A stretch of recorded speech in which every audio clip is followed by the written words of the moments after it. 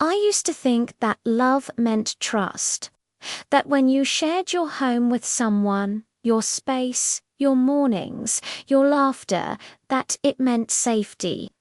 I believed that when you brushed your teeth next to someone every night, it was because you were both cleaning off the same kind of day, and not hiding something rotten behind a smile. But I learned the hard way that even the brightest smiles can come from the dirtiest hearts. When I met Ethan, he was everything I thought I wanted. A dentist responsible, confident, funny in that quiet, intellectual way. He knew how to make me laugh without even trying. He had this calm aura, like he'd seen chaos before and learned how to rise above it.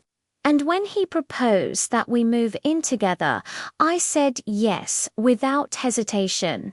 I imagined forever, not realizing forever was going to feel like a trap. For the first few months, everything seemed perfect. We shared our mornings with coffee and smiles. We'd joke about his patients, and he'd tell me stories about work. I even started helping him organize his dental supplies at home. Gloves, floss, and toothbrush samples scattered everywhere. I trusted him completely. Why wouldn't I, who's a man who spent his days fixing smiles?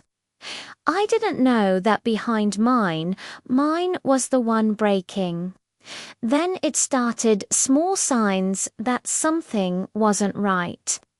He'd come home late, smelling faintly of perfume that wasn't mine.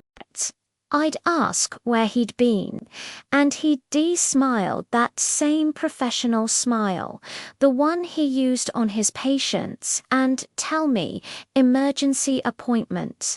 I wanted to believe him, but you can't lie to your gut forever. One evening, while cleaning up our bedroom, I found something he couldn't explain away. A small gold earring on the floor, not mine. I held it in my hand, just staring, as the reality began to settle in. It wasn't the earring that hurt, it was everything it represented, every late night, every lie wrapped in a smile, every time he told me, "You're the only one." I confronted him that night. He didn't deny it. He just sighed, like a man too tired to keep pretending. He admitted he'd been seeing one of his patients, said it just happened, as if betrayal was an accident, as if hearts break by coincidence. That night, something inside me went silent. I didn't scream. I didn't throw things. I just nodded and said, "Okay." He looked at me confused, waiting for an explosion that never came. But what he didn't know was that my silence was planning something. The next morning, while he was at work, I started packing my things. But before I left, I decided that if he could make me live in filth disguised as love, I'd leave him with a little reminder of what that felt like. You see, Ethan had this habit. He never cleaned the bathroom himself. That was always my job.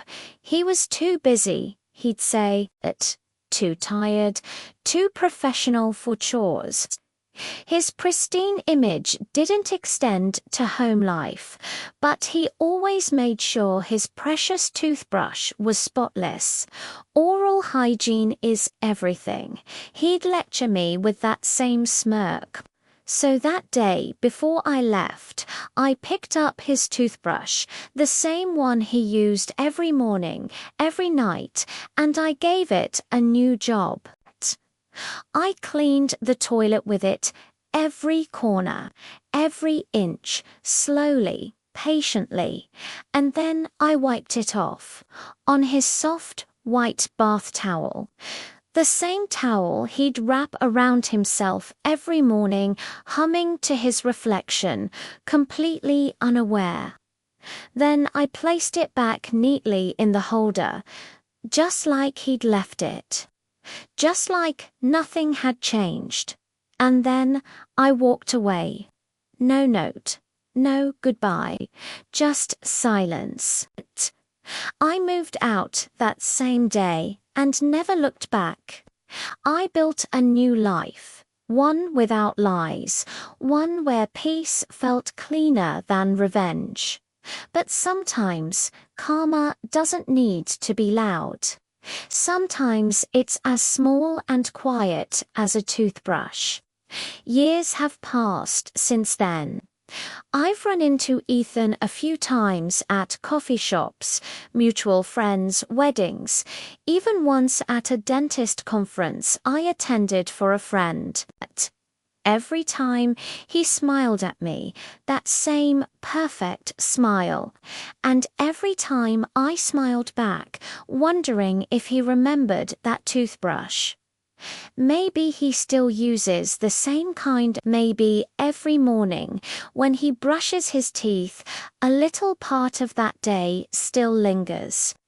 Maybe that just poetic justice that the man who never cleaned his own mess once brushed with it. I never told him what I did. Not because I'm scared, but because I don't need to. Some secrets are sweeter when they stay between you and karma.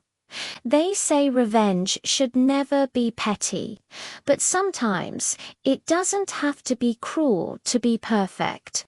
Mine wasn't about hurting him, it was about leaving a mark he'd never see coming.